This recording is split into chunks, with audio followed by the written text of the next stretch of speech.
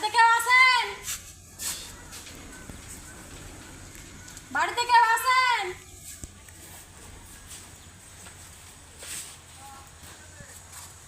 কে? কে?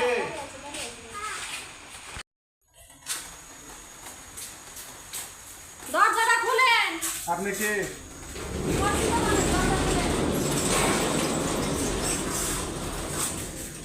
বসেন, বসে কথা বলি। কে আপনি? বসেন। বসাবসি পরে আগে কথা আছে আপনার সাথে। বসে কথা বলি। টাকা দিছেন, টাকা দেওয়া লাগবে না। বসেন। আপনি মহিলা মানুষ মতো উত্তেজিত হচ্ছেন কেন? উত্তেজিত হওয়ারই কথা। টাকা ধার দিছেন, সে টাকা দিচ্ছেন না ঠিক মতো, তাহলে কি করবেন মহিলা মানুষ? দেওয়ার কথা আর 1 মাস আগে, হয়ে যেতে 3 মাস। সে টাকা কবে দিবেন বলেন? টাকা আপনি কে দিছে না? কবে টাকা দিছেন আমার? টাকা দিয়ে দেওয়া হচ্ছে। না, আমার কোনো টাকা দেন নাই। আপনার টাকা দিয়ে দিছে আমি, আপনার সাথে কোনো আরিয়া নাই, এ বিষয়ে কোনো কথাই বলেন না আপনি আমার সাথে। না না, আপনি আমার টাকা দেননি। আপনি মিথ্যা কথা বলতেছেন, বেশি করে যাচ্ছেন। মিথ্যা কথা আমরা কখনো 3 বলি লাখ না। টাকা মুখের কথা না। 3 লাখ টাকা আপনি কসকসা গুনে গুনে দিছেন হাত দিয়ে। আবার বলছে যে আপনার টাকা টাকা দেয়নি। ধার দিছিলাম, ধার দিয়ে দিছি, সুদ হয়ে গেছে, শেষ। আপনার তো কোনো সম্পর্ক নাই, আপনি এখন আসতে পারেন। এটা শেষ কথা আপনার? অবশ্যই এটাই শেষ। আপনার ছেলে মেয়ে কয়জন? একটা ছেলে আমার। একটাই ছেলে? এই যে উপর আল্লাহর কাছে সাক্ষী দিচ্ছি, টাকা তো বোবা কথা বলতে তো পারে না।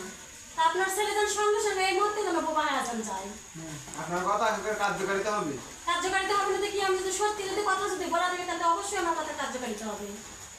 কি মনে করছেন এটা মাথার গান পায়ে ফেলা টাকা? আমার ইনকামের টাকা, এটা আপনি দিচ্ছি ধার হিসেবে। আপনি দিয়ে এখন বেশি কাজ যাচ্ছেন যে টাকা আমার দিয়ে আপনার যে কথা বলেন না, তো এটা মিথ্যা কথা। মিথ্যা টাকা কথা দিয়ে না, দিছি যেটা আপনার। সত্যি সেটাই বলা হচ্ছে। আপনি টাকা আমার ফেরত দিবেন। অতি সাপ্তাহ হিসেবে হবে না, আমার ছেলেকে এখন ডাকবো নি। আপনি ডাকেন, আপনার ছেলে ডাকেন। ভাই আসেন তো, এ বাবু আসেন তো। এই যে আমার এটা ছেলে, দেখছেন কত সুন্দর ছেলে, সবসময় কথা সত্য বলে, আমরা বলি আমার ছেলেও সত্য কথা বলে।